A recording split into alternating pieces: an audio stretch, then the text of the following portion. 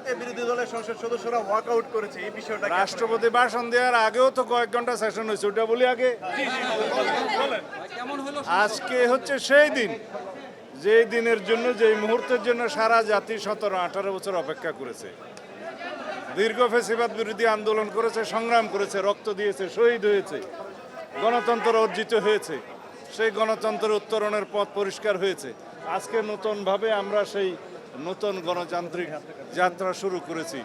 যে গণতান্ত্রিক যাত্রা, শহীদের আকাঙ্ক্ষা, রক্তের আকাঙ্ক্ষা, এই জাতির প্রত্যাশা এবং আমাদের প্রত্যাশা হচ্ছে এই গণতান্ত্রিক যাত্রাকে এমন একটি যাত্রায় পরিণত করতে হবে যে যাত্রার মধ্য দিয়ে আমরা একটা বৈষম্যহীন, সাম্যভিত্তিক ন্যায় বিচারের সত্যিকার গণতান্ত্রিক রাষ্ট্র পাই এবং এখানে জাতীয় সংসদে যাতে জাতির সমস্ত ইস্যুগুলো আমরা আলোচনা করি এবং আলোচনার কেন্দ্রবিন্দুতে পরিণত করি।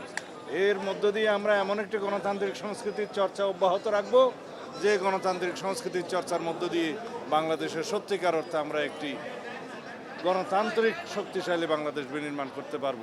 এখানে রাষ্ট্র কাঠামোর গণতান্ত্রিক সংস্কার হবে, সংবিধানের গণতান্ত্রিক সংস্কার হবে, জনপ্রত্যাশা অনুযায়ী ইনশাআল্লাহ আমরা সেই রকম একটি বাংলাদেশ বিনির্মাণ করতে পারবো যেই বাংলাদেশের স্বপ্ন আমাদের শহীদরা দেখেছিলেন, যে আকাঙ্ক্ষা শহীদের ছিল, যে জনপ্রত্যাশা আমাদের বাংলাদেশের মানুষের আছে।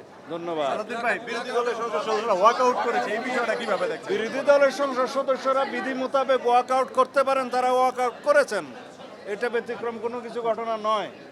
তারা আবার আসবেন, আগামী দিনে যে সংসদ বসবে সেদিন আবার আসবেন। আবার কবে বসছে? না, এটা কোনো নজিরবিহীন নয়। বিরোধী দলের সংসদ সদস্যদের তাদের অধিকার আছে, কোনো বিষয়ে যদি তারা সিদ্ধান্ত নেন যে ওয়াকআউট করবেন, তারা করতে পারেন, করেছেন।